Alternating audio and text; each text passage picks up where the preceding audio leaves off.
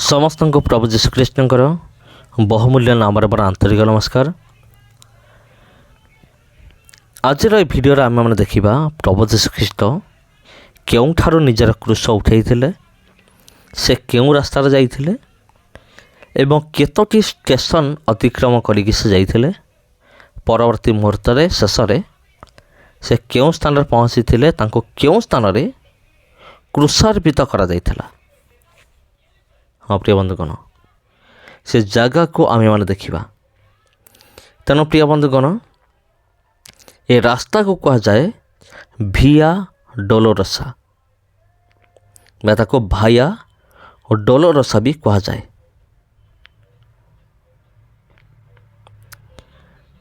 ତେବେ ଏଠାରେ ଯେଉଁ ଲୋକମାନେ ଅଛନ୍ତି ଆପଣ ଦେଖନ୍ତୁ, ଏମାନେ ସମସ୍ତେ ସେ ରାସ୍ତାକୁ ଦେଖିବା ନିମନ୍ତେ ଏବଂ ପ୍ରତ୍ୟେକଟି ଷ୍ଟେସନକୁ ଦେଖିବା ନିମନ୍ତେ ଏମାନେ ଉପସ୍ଥିତ।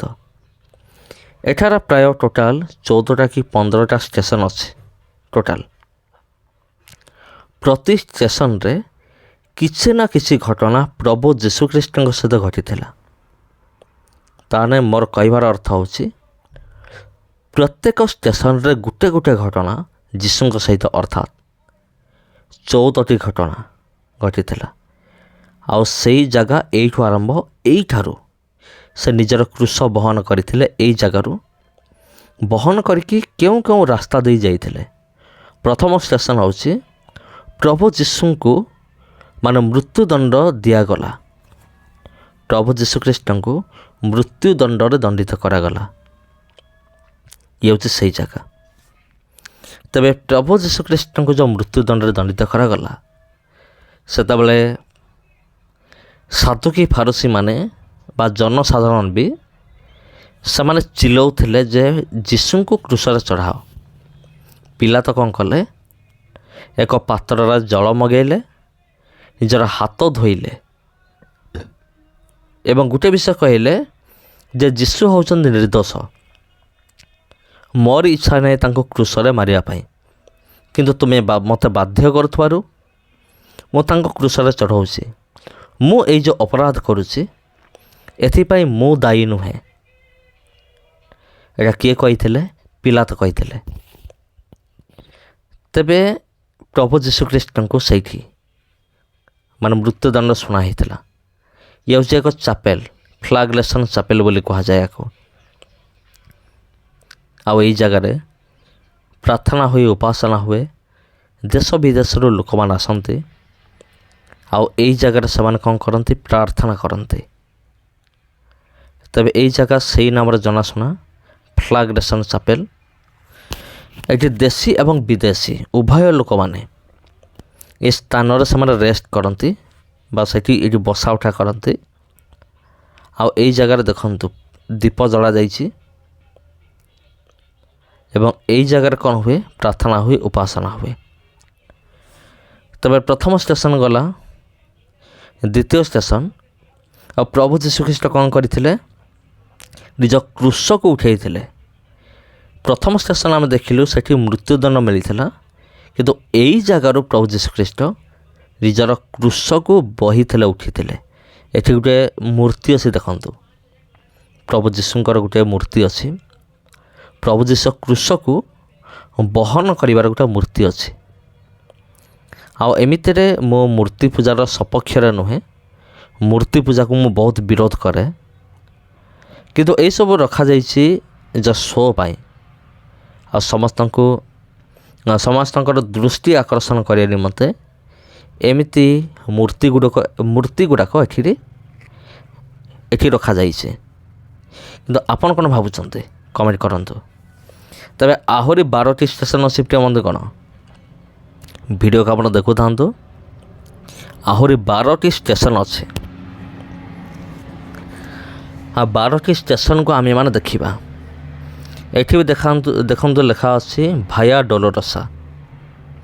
ଏ ଜାଗା ନାଁ ହେଉଛି ଭାୟା ଡୋଲୋରସା। ପ୍ରଭୁ ଯୀଶୁଖ୍ରୀଷ୍ଟ ଯେଉଁ ରାସ୍ତାରେ ଯାଇଥିଲେ କ୍ରୁଶରେ ଚଢ଼ିବା ପାଇଁ, ସେ ରାସ୍ତାକୁ ଭାୟା ଡୋଲୋରସା ବୋଲି କୁହାଯାଏ। ଆଉ ଏଇ ଚର୍ଚ୍ଚ ମଧ୍ୟ ବହୁତ ପୁରୁଣା। ସେକେଣ୍ଡ ଷ୍ଟେସନର ଗୋଟେ ଚର୍ଚ୍ଚ ଏଇଟା। ଆଉ step back in the 2000 year, 2000 ବର୍ଷର ପୁରୁଣା ଏକ ଚର୍ଚ୍ଚ ଏଇଠି ଅଛି। ଦେଖନ୍ତୁ ଭିତରକୁ ଯାଇକି ଟିକେ ଦେଖିଦେବା, ଭିତର କେମିତି ଦେଖାଯାଉଛି ଟିକେ ଆମେମାନେ ଦେଖିବା। ଏଇ ଦେଖନ୍ତୁ ପ୍ରିୟ ବନ୍ଧୁଗଣ, ଏ ଭିତରେ ଆପଣ ପୁରୁଣା କାଳର ଅନେକ ଜିନିଷ ଆପଣ ପାଇବେ। ପୁରୁଣା କାଳର ପାତ୍ର, ପୁରୁଣା କାଳର ତମ୍ବା ପାତ୍ର ହେଉ, ପୁରୁଣା କାଳର ମୂର୍ତ୍ତି ହେଉ,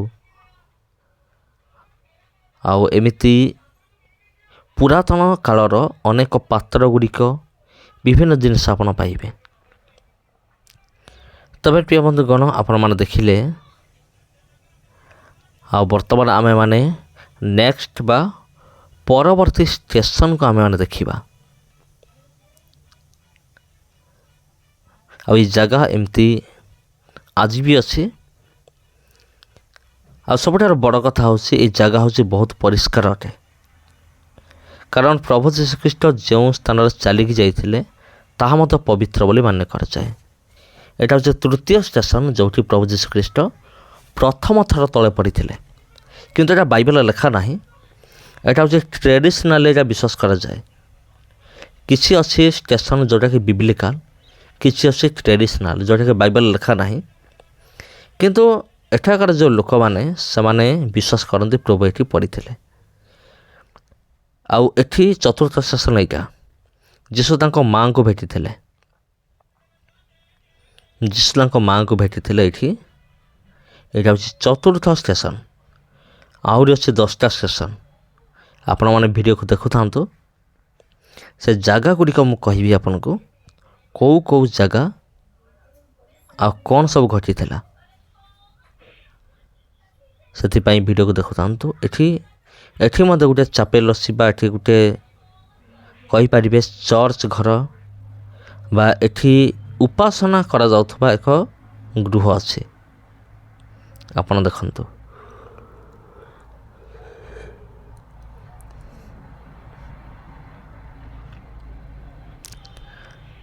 ତେବେ ପ୍ରିୟ ବନ୍ଧୁଗଣ, এই ଭିଡ଼ିଓ କେମିତି ଲାଗୁଛି କମେଣ୍ଟ କରିକି ନିଶ୍ଚିନ୍ତ ଭାବରେ ଜଣାଇବେ। ଆଉ ଆମେମାନେ ଆଗକୁ ଯିବା, ଦେଖାଯାଉ ଆଉ କ'ଣ କ'ଣ ସବୁ ଅଛି। ଆଉ ବାକି ଷ୍ଟେସନ ଗୁଡ଼ିକ କେଉଁ ଜାଗାର ସେଠିକି ଦେଖିବା। ପଞ୍ଚମ ଷ୍ଟେସନ, ଏଠି କୁରିନିୟ ସିମନ ସେ ପ୍ରଭୁ ଯୀଶୁଖ୍ରୀଷ୍ଟଙ୍କ କ୍ରୁଶକୁ ବହନ କରିବାରେ ସାହାଯ୍ୟ କରିଥିଲେ। ଏ ହେଉଛି ପଞ୍ଚମ ଷ୍ଟେସନ। କୁରିନିୟ ସିମନ ଆପଣ ଜାଣିଥିବେ, ଆଉ ପ୍ରଭୁ ଯୀଶୁଖ୍ରୀଷ୍ଟଙ୍କର କ୍ରୁଶକୁ ବହିବା ପାଇଁ ରୋମିଓ ସୈନିକମାନେ ଜଣକୁ ବାଧ୍ୟ କଲେ ଯେ ତୁମେ ଯୀଶୁଙ୍କ କ୍ରୁଶକୁ ବହିକି ନିଅ। ତାଙ୍କ ନାଁ ହେଉଛି ସିମନ, ଆଉ ସେ ହେଉଛନ୍ତି କୁରିନିୟ ସିମନ। ଆଉ ସେ ଯେଉଁ ଷ୍ଟେସନ ଆପଣ ଦେଖିଲେ, ସେଇ ଜାଗାରେ ସେ ପ୍ରଭୁ ଯୀଶୁଖ୍ରୀଷ୍ଟଙ୍କର କ୍ରୁଶକୁ ବହନ କରିକି ସେ କିଛି ସମୟ ପାଇଁ ଚାଲିଥିଲେ। ଏଇଠି ଦେଖନ୍ତୁ ଗୋଟେ ମୂର୍ତ୍ତି ଅଛି, ଯୀଶୁଙ୍କର କ୍ରୁଶକୁ ଉଠାଉଥିବା ଜଣେ ସିମନ, ଯାହାଙ୍କୁ କୁହାଯାଏ କୁରିନିୟ ସିମନ ବୋଲି କୁହାଯାଏ। ପରବର୍ତ୍ତୀ ଷ୍ଟେସନ, ଏଇଟା ଷଷ୍ଠ, ସେ ଭେନୋରିକା ବୋଲି ଗୋଟେ ଜଣେ ନାରୀ ଥିଲେ, ଭେନୋରିକା। ଆଉ ସେ କ'ଣ କରିଥିଲେ, ପ୍ରଭୁ ଯୀଶୁଖ୍ରୀଷ୍ଟଙ୍କର ମୁହଁକୁ ପୋଛି ଦେଇଥିଲେ। ଆଉ ସପ୍ତମ ଷ୍ଟେସନ, ଏଠି ପ୍ରଭୁ ଯୀଶୁଖ୍ରୀଷ୍ଟ ଦ୍ୱିତୀୟ ଥର ତଳେ ପଡ଼ିଥିଲେ। ଷଷ୍ଠ ଏବଂ ସପ୍ତମ ଷ୍ଟେସନ ପ୍ରାୟ ପାଖାପାଖି, ବହୁତ ପାଖାପାଖି। ଷଷ୍ଠ ଷ୍ଟେସନରେ ଭେରୋନିକା ଯେଉଁ ଯୀଶୁଙ୍କର ମୁହଁକୁ ପୋଛି ଦେଇଥିଲେ, ଯେ ଲୋକମାନେ କହନ୍ତି, ବିଶେଷ କରି ଆମର କ୍ୟାଥୋଲିକ ଭାଇ ଭଉଣୀମାନେ ସେମାନେ କହନ୍ତି ଯେ ପ୍ରଭୁ ଯୀଶୁଙ୍କର ପୁରା ମୁହଁର ଛବି ପୁରା ପଳାଇ ଆସିଥିଲା। ଯେଉଁ କପଡ଼ାରେ ସେ ପୋଛିଥିଲେ, ପ୍ରଭୁଙ୍କର ମୁହଁଟା ପୁରା ଅଙ୍କା ହେଇଥିଲା ସେ କପଡ଼ାରେ। ତାଙ୍କ ନାଁ ହେଉଛି ଭେରୋନିକା। ଆଉ ଏଇଟା ଗଲା ସପ୍ତମ ଷ୍ଟେସନ ଗଲା, ଆପଣମାନେ ଦେଖିଲେ, ଯେଉଁଠି ପ୍ରଭୁ ଯୀଶୁଖ୍ରୀଷ୍ଟ ଦ୍ୱିତୀୟ ଥର ତଳେ ପଡ଼ିଯାଇଥିଲେ। ଆଉ ବିଶ୍ୱାସ କରନ୍ତି ଲୋକମାନେ, ପ୍ରଭୁ ଯୀଶୁଖ୍ରୀଷ୍ଟ ଯେତେବେଳେ ଯାଉଥିଲେ 3 ଥର ତଳେ ପଡ଼ିଥିଲେ। ତୃତୀୟ ଥର କେଉଁଠି ପଡ଼ିଥିଲେ ସେ ଜାଗା ବି ଆମେ ଦେଖିବା। ଆଉ ସପ୍ତମ ଷ୍ଟେସନ ଏଇଟା ହେଉଛି ପ୍ରଭୁ ଯୀଶୁଖ୍ରୀଷ୍ଟ ଦ୍ୱିତୀୟ ଥର ତଳେ ପଡ଼ିଥିଲେ। ପରବର୍ତ୍ତୀ ଷ୍ଟେସନ ଆମେମାନେ ଦେଖିବା। ଅଷ୍ଟମ ଷ୍ଟେସନ, ପ୍ରଭୁ ଯୀଶୁଖ୍ରୀଷ୍ଟ ଜେରୁସାଲେମର ନାରୀମାନଙ୍କୁ ସାନ୍ତ୍ୱନା ଦେଇଥିଲେ। ସାନ୍ତ୍ୱନା ଦେଇ କହିଥିଲେ, ନାରୀମାନେ ମୋ ନିମନ୍ତେ କାନ୍ଦ ନାହିଁ, ନିଜ ପାଇଁ, ନିଜର ପିଲାମାନଙ୍କ ପାଇଁ କାନ୍ଦ, ନିଜର ସନ୍ତାନମାନଙ୍କ ପାଇଁ କାନ୍ଦ, ମୋ ପାଇଁ କାନ୍ଦ ନାହିଁ। ଆଉ ନବମ ଷ୍ଟେସନ, ଏଇଠି ପ୍ରଭୁ ଯୀଶୁଖ୍ରୀଷ୍ଟ ତୃତୀୟ ଥର ତଳେ ପଡ଼ିଥିଲେ। ପ୍ରଭୁ ଯୀଶୁଖ୍ରୀଷ୍ଟ ତୃତୀୟ ଥର ପାଇଁ ତଳେ ପଡ଼ିଯାଇଥିଲେ। ଏଇଟା ହେଉଛି ନବମ ଷ୍ଟେସନ। ମୁଁ ଯେମିତି କହିଥିଲି, ଲୋକମାନଙ୍କର ବିଶ୍ୱାସ ଅଛି, ତାଙ୍କ ମଧ୍ୟରେ ଗୋଟେ ବିଶ୍ୱାସ ପ୍ରଚଳିତ। ପ୍ରଭୁ ଯୀଶୁଖ୍ରୀଷ୍ଟ ରାସ୍ତାର 3 ଥର ତଳେ ପଡ଼ିଯାଇଥିଲେ, ପ୍ରଥମ, ଦ୍ୱିତୀୟ, ତୃତୀୟ ଥର ଏଇଠି ସେ ତଳେ ପଡ଼ିଯାଇଥିଲେ। ତାପରେ ପରବର୍ତ୍ତୀ ଷ୍ଟେସନ ଆମେମାନେ ଦେଖିବା।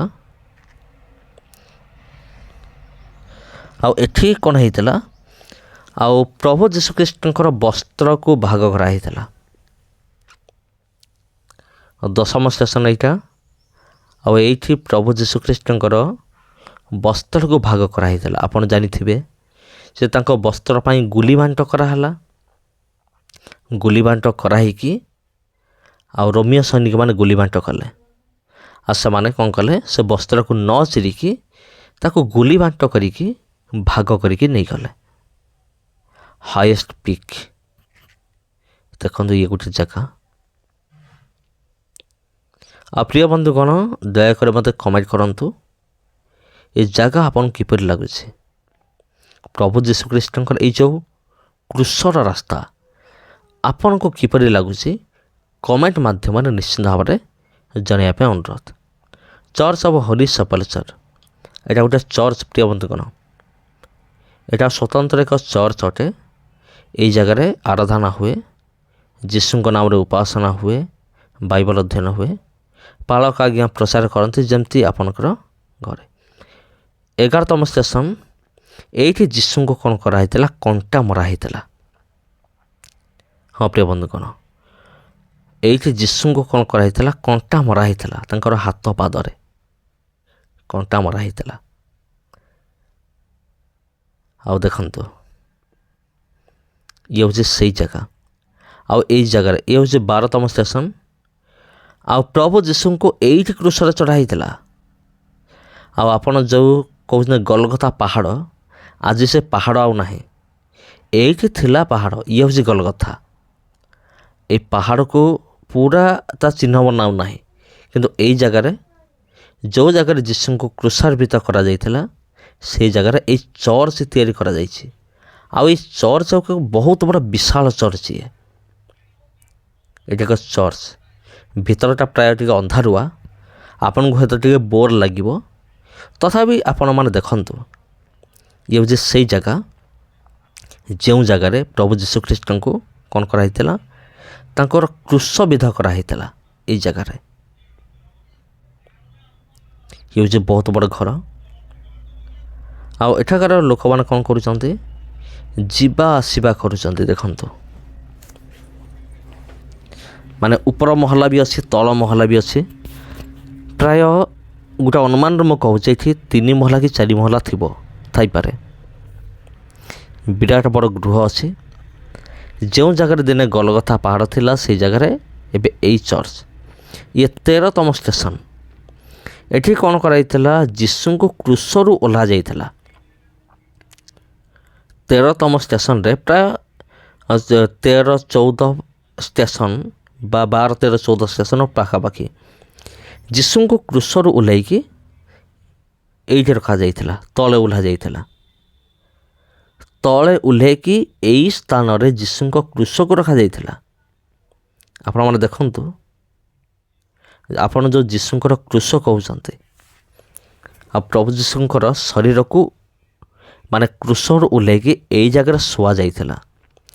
ଆଉ ଏଠାକାର ଲୋକମାନେ ଏଇ ଜାଗାକୁ ମଧ୍ୟ ବହୁତ ପବିତ୍ର ବୋଲି ମାନ୍ୟ କରନ୍ତି, କାରଣ ଯୀଶୁଙ୍କ ଶରୀର ଏଇ ଜାଗାରେ ଶୁଆ ହେଇଥିଲା ତାଙ୍କୁ। ସେଥିପାଇଁ ସେମାନେ ଏଇ ଜାଗାକୁ ପବିତ୍ର ବୋଲି ମାନ୍ୟ କରନ୍ତି। ଆପଣ ଏଇ ଜାଗାକୁ ଦେଖନ୍ତୁ, ଯୀଶୁଙ୍କ ଶରୀରକୁ ଶୁଆଯାଇଥିଲା। ଆଉ ଏଠି ଦେଖନ୍ତୁ, କିଛି ଫଟୋ ରହିଅଛି, କିଛି ଚିତ୍ର ରହିଅଛି ଯୀଶୁଙ୍କୁ ଶୁଆଯାଇଛି। ଆଉ ଏଇ ଚିତ୍ର ହେଉଛି ଆପଣ ଜାଣିଛନ୍ତି ଏଇ ଚିତ୍ର ହେଉଛି ବହୁତ ପୁରୁଣା, 500 ବର୍ଷ ପୁରୁଣା ଚିତ୍ର ଇଏ।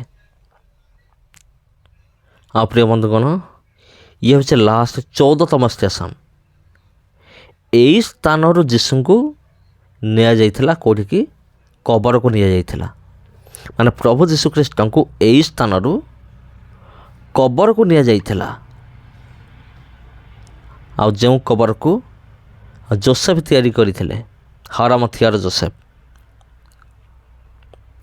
ଏଇ ଜାଗାରୁ ଯୀଶୁଙ୍କ ଶରୀରକୁ ବହନ କରାଯାଇଥିଲା, ତାଙ୍କୁ ବୋହିକି ଆଉ ତାଙ୍କର ଶିଷ୍ୟମାନଙ୍କ ଦ୍ୱାରା କବରକୁ ନିଆଯାଇଥିଲା। ଇଏ ହେଉଛି ସେଇ ଜାଗା।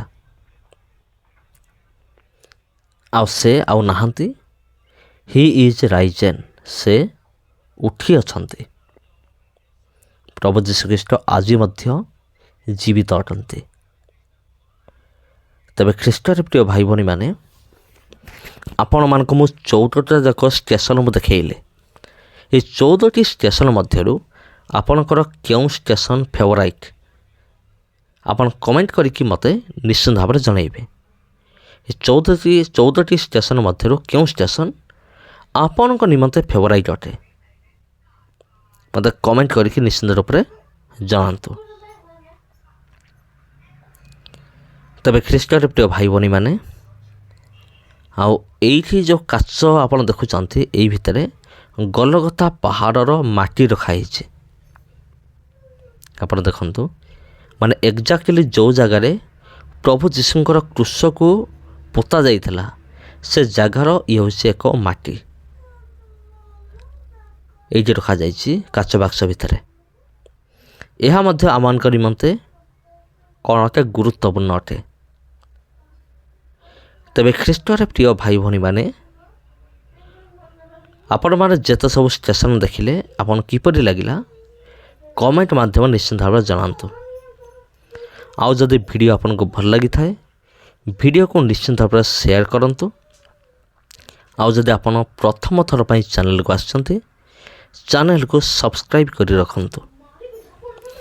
ଆଉ ଭିଡ଼ିଓକୁ ସେୟାର କରନ୍ତୁ ଅନ୍ୟମାନଙ୍କ ସହିତ, ଯେଉଁମାନେ ଆକ୍ଚୁଆଲି ଏଇଭଳି ଭିଡ଼ିଓ ଦେଖିବା ପାଇଁ ଇଚ୍ଛା ପ୍ରକାଶ କରୁଛନ୍ତି, ଆପଣ ସେମାନଙ୍କ ପାଖକୁ এই ଭିଡ଼ିଓକୁ ସେଣ୍ଡ କରନ୍ତୁ, ପଠାନ୍ତୁ। ସମସ୍ତଙ୍କୁ ନମସ୍କାର ପ୍ରିୟ ବନ୍ଧୁଗଣ। ଭିଡ଼ିଓ ଭଲ ଲାଗିଥିଲେ କମେଣ୍ଟ କରନ୍ତୁ। ଆଉ ଚ୍ୟାନେଲକୁ ଯଦି ପ୍ରଥମ ଥର ପାଇଁ ଆସିଛନ୍ତି, ଚ୍ୟାନେଲକୁ ସବସ୍କ୍ରାଇବ୍ କରି ରଖନ୍ତୁ, କାରଣ ଆଗାମୀ ଦିନରେ ଏମିତି ଅନେକ ଭିଡ଼ିଓ ଆହୁରି ଆସିବାର ଅଛି। ସମସ୍ତ ନମସ୍କାର।